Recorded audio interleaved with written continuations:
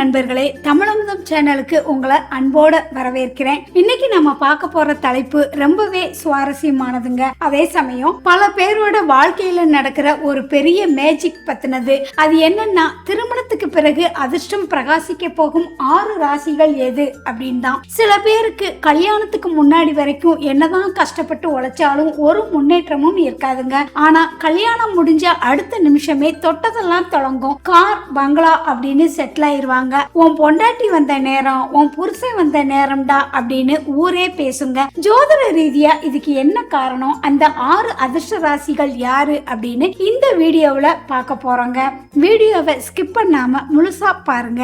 முதல்ல ஜோதிட ரீதியா இது எப்படி நடக்கு அப்படின்னு புரிஞ்சுக்குவோம். நம்ம ஜாதகத்துல 7ஆம் இடம் தான் திருமண வாழ்க்கை, கணவன் அல்லது மனைவியை குறிக்கும் இடம்ங்க. அதே மாதிரி 9ஆம் இடம் தான் பாக்கியஸ்தானம், அதாவது அதிர்ஷ்டம். சிலருக்கு தனி ஜாதகத்துல யோகம் கொஞ்சம் கம்மியா இருக்கும். ஆனா அவங்களுக்கு வர்ற வாழ்க்கை துணையோட ஜாதக கட்டம் இவங்களோட இணையும் போது அந்த 7ஆம் இடமும் 9ஆம் இடமும் ஆக்டிவேட் ஆகுங்க. இதனால தான் கல்யாணத்துக்கு அப்புறம் அப்படியே தலைகீழா அதிர்ஷ்டம் மாறுது. சரி, இப்போ அந்த 6 ராசிகள் யாருன்னு பார்க்கலாம். மேசம்.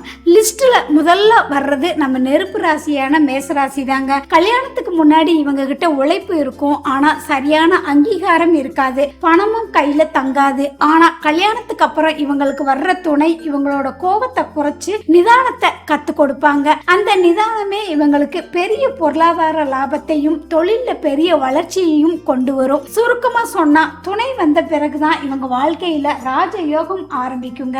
அடுத்ததா ரிஷபம். இவங்க பிறப்பாலேயே சுக்கிரனின் ஆதிக்கம் பெற்றவங்க என்றாலும் திருமணத்துக்கு பிறகுதான் இவங்களோட உண்மையான லக் அடிக்குங்க. குறிப்பா இவங்களுக்கு வர்ற வாழ்க்கை துணை இவங்களுக்கு ஒரு லக்கி சாம் மாதிரி இருப்பாங்க. தடைப்பட்டு நின்று சொந்த வீடு கட்டுறது, வண்டி வாகன சேர்க்கை எல்லாமே கல்யாணத்துக்கு அப்புறம் மலமலன்னு நடக்குங்க.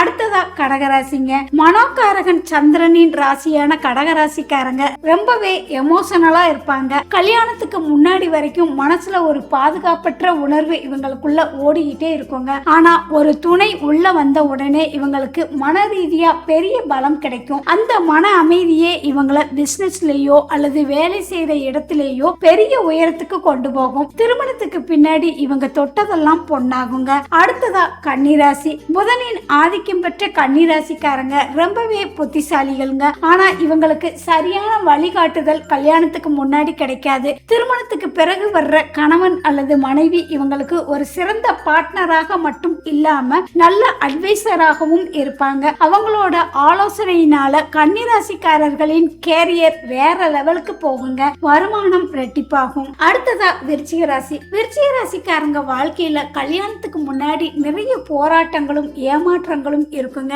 என்னடா வாழ்க்கை இது அப்படின்னு சலிச்சுப்பாங்க. ஆனா மேரேஜுக்கு அப்புறம் இவங்க வாழ்க்கையில ஒரு டேர்னிங் பாயிண்ட் அமையுங்க. இவங்களோட துணையோட அதிர்ஷ்டம் இவங்களை ஒட்டிக்கிட்டு சொத்து சேர்க்க, சமுதாயத்துல பெரிய அந்தஸ்து, பதவி எல்லாமே தேடி வருங்க. பழைய கஷ்டங்கள் எல்லாம் பனி போல மறைஞ்சிரும். அடுத்ததா கும்பராசி. கடைசியா நம்ம கும்பராசிக்காரங்க தாங்க.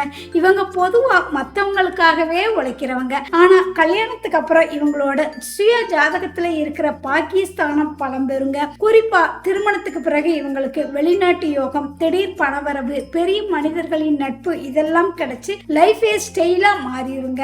என்னோட ராசி இந்த லிஸ்ட்ல இல்லையே அப்படின்னு யாருமே கவலைப்பட வேண்டாங்க. ஏன்னா இது ஒரு ராசியோட பொதுவான பலன் தான். உங்களோட தனிப்பட்ட ஜாதகத்துல 7ஆம் அதிபதி நல்ல இடத்துல இருந்தா நீங்க எந்த ராசியா இருந்தாலும் கல்யாணத்துக்கு அப்புறம் உங்களுக்கு அதிர்ஷ்டம் மழை போல பொழியுங்க. இந்த வீடியோ உங்களுக்கு பிடிச்சிருந்தா மறக்காம லைக் பண்ணுங்க, உங்க ஃப்ரெண்ட்ஸ்க்கும் ஷேர் பண்ணுங்க. நீங்க எந்த ராசி, உங்களுக்கு கல்யாணத்துக்கு அப்புறம் அதிர்ஷ்டம் மாறுச்சா இல்லையா அப்படிங்கறத கீழே கமெண்ட் பாக்ஸ்ல சொல்லுங்க. இந்த மாதிரி பல சுவாரஸ்யமான ஆன்மீகம் மற்றும் ஜோதிட தகவலுக்கு நம்ம தமிழமுதம் சேனலை உடனே சப்ஸ்கிரைப் பண்ணிக்கோங்க. நன்றி, வணக்கம்.